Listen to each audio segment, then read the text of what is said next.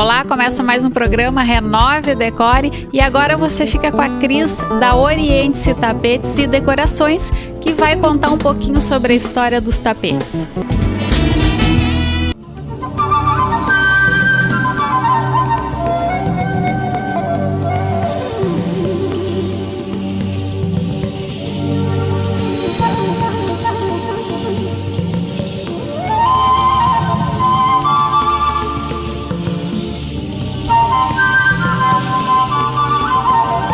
Hoje, para o Renove Decore, aqui diretamente da Oriente-se, respondendo algumas dúvidas dos clientes, dos espectadores sobre tapetes orientais.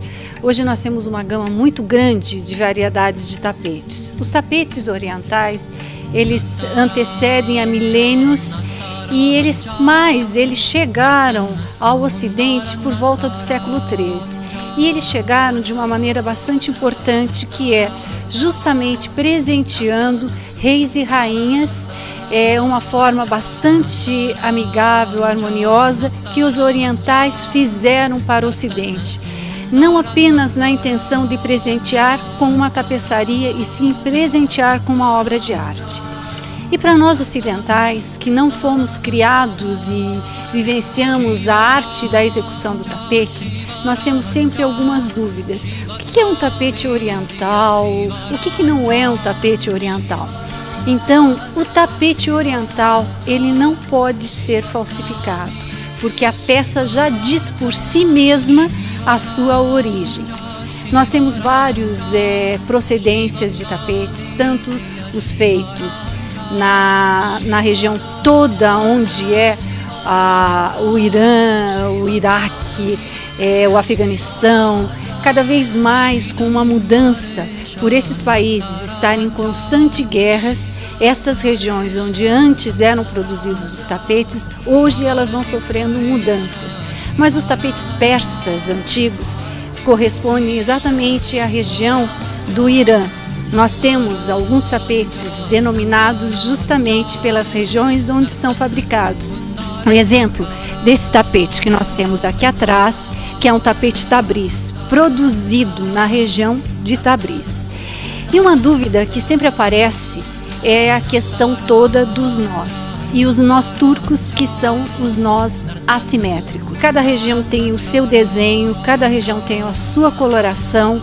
O desenho denominado para esse, que é um dos importantes e tradicionais tapetes, é um desenho bastante miúdo e semi-geométrico. Aqui no tapete Shiraz, normalmente feito com cores mais vibrantes, cores mais fortes.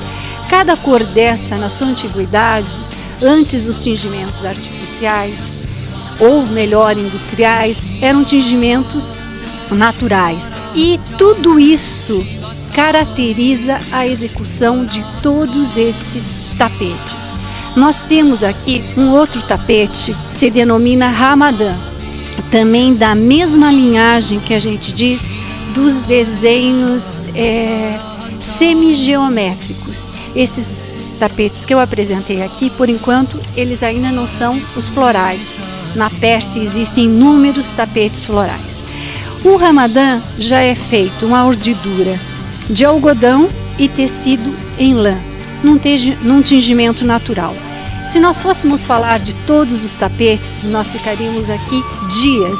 Lã com algodão, ele traz essa sedosidade que para nós ocidentais ela é bastante comercializada.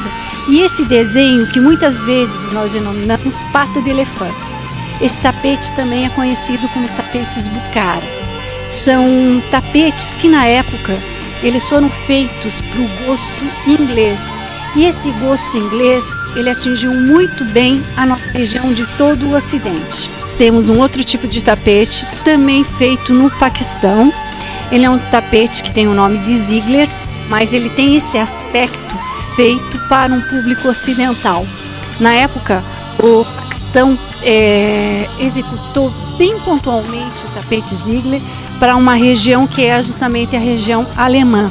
É um tapete que nós usamos muito nos ambientes, porque ele traz um ambiente, ele deixa um ambiente mais clássico, mais sofisticado, e também ele tem uma coloração não tão forte quanto um Shiraz, um Ramadã, que são tapetes de cores bastante marcantes.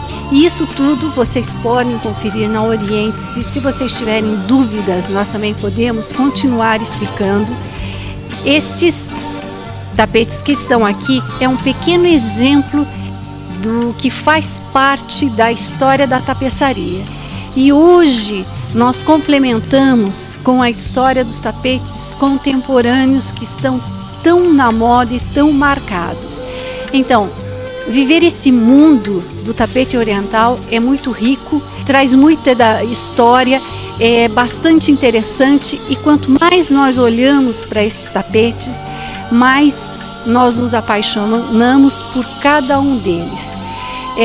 A gente observa também que com a execução deles, os diferentes pontos, nós vamos ter dois lados dos tapetes.